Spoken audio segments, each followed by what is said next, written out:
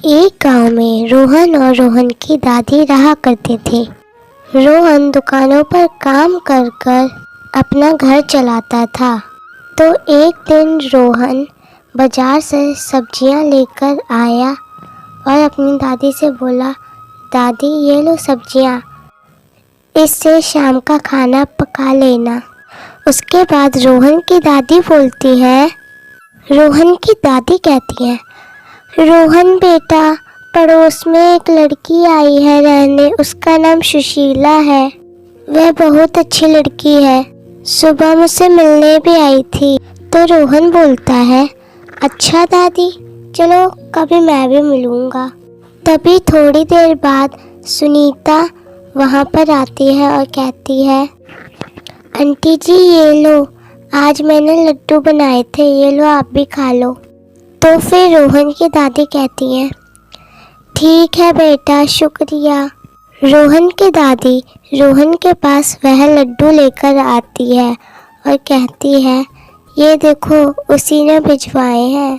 रोहन एक लड्डू खाता है, बोलता है, वाह दादी ये तो बहुत स्वादिष्ट है। और फिर अगले दिन वह काम पे जाता है।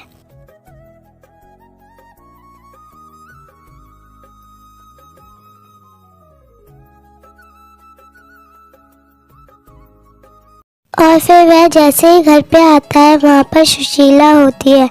सुशीला बोलती है, आज तुम मेरे घर पर चलो, मैं तुम्हें अपना घर दिखाऊंगी, चलो तुम।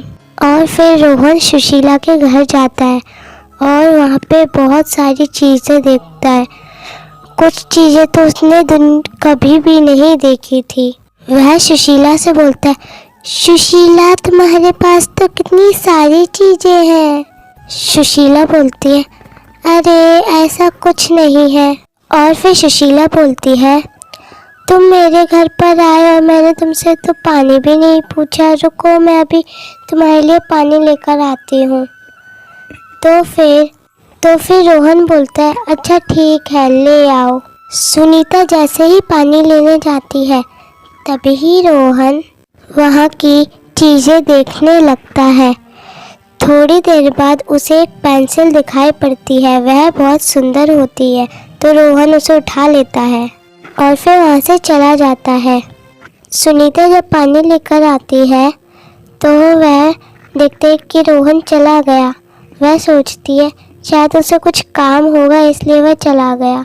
रोहन जैसे ही घर पहुँचता है, वह एक सेब का चित्र बनाता है और बोलता है, वाह कितना सुंदर लग रहा है।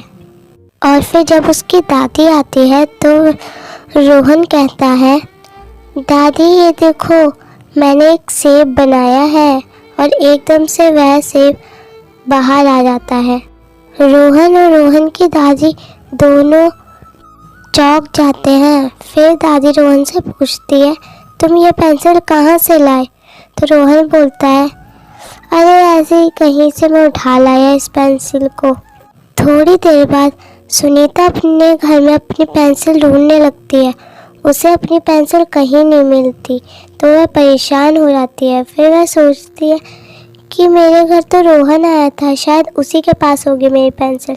वह रोहन के घर चली जाती है और उससे पूछे, क्या तुम्हारे पास मेरी पेंसिल है? तो रोहन बोलता है, नहीं। तो फिर सुनीता पूछती है, जब तुम आए थे तो कोई और भी आया था क्या मेरे घर? तो फिर राहुल बोलता है कि हाँ, विनोद आया था तुम्हारे घर और फिर चला गया था, उसके हाथ में तो कुछ भी नहीं था। तो फिर सुनीता गुस्से में विनोद के घर जाती है और विनोद के घर पहुंचने के बाद वह चुड़ैल में बदल जाती है और फिर बोलती है, तुमने मेरी पेंसिल चुराई है तो तुम दे दो, नहीं तो मैं तुम्हें मार डालूंगी। विनोद बोलता है कि मैंने तुम्हारी पेंसिल नहीं चुराई, मैं तो तुम्हें जानता भी नहीं हूँ, भला मैं तुम्हारी पेंसिल क्यों चुराऊंगा? हाँ।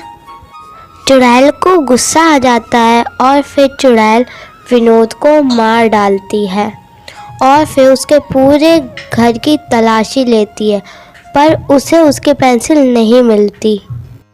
तो फिर चुड़ैल समझ जाती है कि पेंसिल विनोद ने नहीं, रोहन ने चुराई थी। उधर रोहन अपनी दादी से बोलता है, दादी चलो हम कहीं भाग चलते हैं।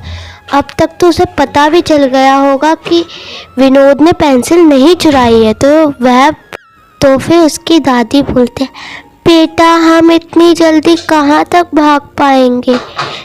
तो फिर रोहन बोलता है, दादी चिंता मत करो, चुड़ैल हमें कभी नहीं पकड़ पाएगी।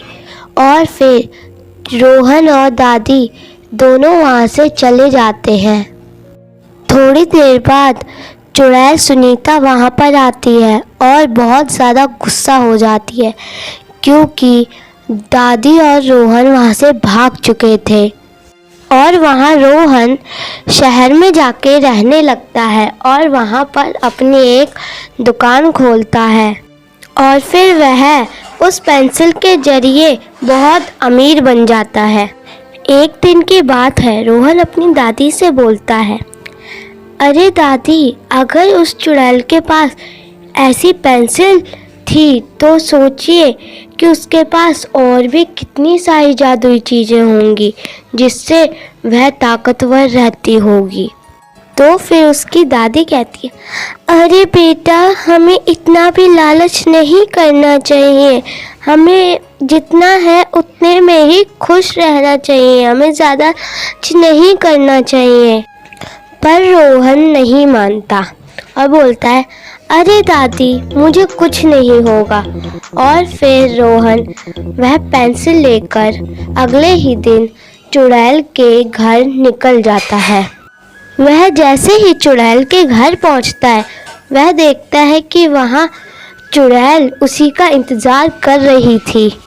रोहन जैसे ही चुड़ैल के घर जाता है, अपने सामने चुड़ैल को देखकर वह डर जाता है। और फिर चुड़ैल रोहन से बोलती है, अब तो मुझे मेहनत भी नहीं करनी पड़ी, तुम तो खुद ही मेरे सामने आ गए, खामखा मैं परेशान हो रही थी, अब तो मैं बहुत खुश हूँ। अब मैं तुम्हें मारकर अपना बदला लूँगी, तुम्हारी वजह से मैंने एक बेगुनाह की जान ले ली। रोहन बोलता है, मुझे माफ़ कर दो, मैं अब यहाँ कभी नहीं आऊँगा, मुझसे बहुत बड़ी गलती हो गई, मुझे नहीं पता था कि तुम विनोद को मार डालोगी। और फिर चुड़ैल बोलती है, पर अब तुझे मुझसे कोई नहीं बचा सकता। और फिर चुड़ैल उसे मार डालती है।